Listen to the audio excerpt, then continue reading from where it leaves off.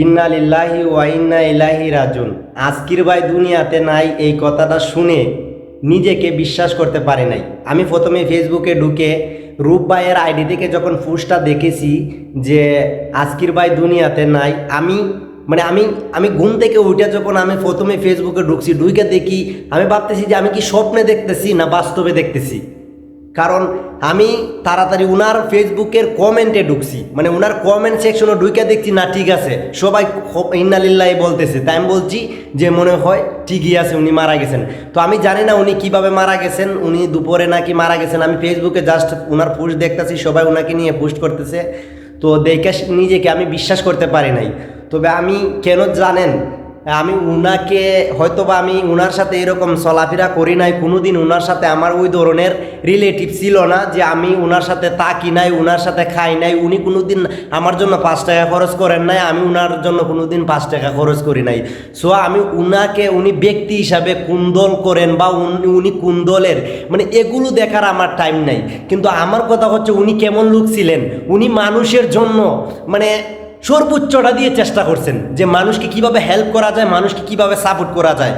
আমি গত 2 মাস আগে উনার যে কোনো একটা সাপোর্ট পেয়েছি। কীরকম সাপোর্ট, উনি কথা দিয়ে আমাকে যে বড় একটা হেল্প করছেন, উনার প্রতি আমি তখনই বিশ্বাস আনতে পারছিলাম যে আমাদের সমাজে এরকম মানুষগুলো থাকলে কোনোদিন গরিব মানুষ বা বিপদে আপদগামী মানুষ কোনোদিন কষ্টে ভোগ করতে হইতো না। কারণ উনার মতো মানুষরা বিপদে আপদে পাশে দাঁড়াইব।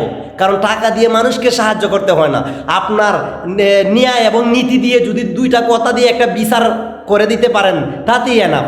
আপনি টাকা দিয়ে মানুষকে হেল্প করতে পারবেন না। সো আমি যে কথাটা বলবো, মানে আমার খুবই কষ্ট লাগছে। আমি নিজেকে বিশ্বাস করতে পারি নাই যে আমাদের আজকির ভাই আর দুনিয়াতে নাই।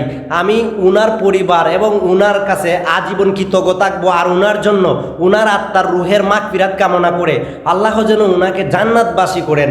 আমি মন থেকে আমার হৃদয়ের আত্মা থেকে আমি উনার জন্য দোয়া করি ভাই। কারণ উনি আমাকে মানে যতটুকু হেল্প করেছেন, আমি গত 6 মাস আগে ছুটিতে গেছিলাম, ছুটিতে গিয়ে আমি উনার 2-একটা কথা এবং নীতির বিচার দেখে আমার খুবই ভালো লাগছিল। কিছু মানুষ মারা গেলে ভাই, সত্যি কথা, কিছু মানুষ মারা গেলে হয়তো আমরা মুখে বলি যে এই মানুষটা ভালো ছিল, কিন্তু মন থেকে আমরা বলতে পারি না। তবে কিছু মানুষ মারা গেলে আমরা হৃদয়ের আত্মা থেকে বলি যে এই মানুষটা ভালো ছিল, আর এই মানুষটা মরলে মানুষের কষ্ট লাগে। তো এই জন্য আমি বলবো যে একজন মানুষ ছিল যে কিনা আজকির ভাই আমাদের 5 নং ওয়ার্ডের 8 নং শাইস্তাগঞ্জ ইউনিয়নের 5 নং ওয়ার্ডের বিশিষ্ট মুরব্বী আজকির ভাই। উনার জন্য আমি আজীবন আমি দোয়া করবো, আর উনাকে আমি মনে রাখবো, আমার পরিবার সহ উনাকে মনে রাখবে। কেন?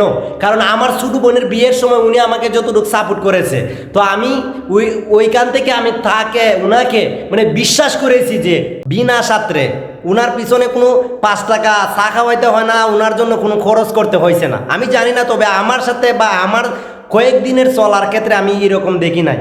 তো আমি এইটাই বলবো, উনার জন্য সবাই দোয়া করবেন।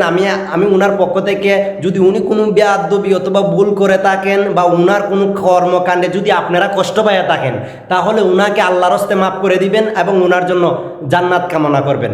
সবার কাছে আমি দোয়া চাই এবং আমার জন্য সবাই দোয়া করবেন। আমি প্রবাসে আছি, সবাই জানেন। তো আমি যদি দেশও থাকতাম তো অবশ্যই উনার জানাজা অংশগ্রহণ করতাম। যেহেতু আমি দেশও নাই, আমি উনার জানাজায় অংশগ্রহণ করতে পারি নাই। আমি দূর থেকে যতটুকু পারি নামাজের সময় নামাজ পড়ে আমি উনার জন্য দোয়া করব। সবাই ভালো থাকবেন, সুস্থ থাকবেন। আসসালামু আলাইকুম।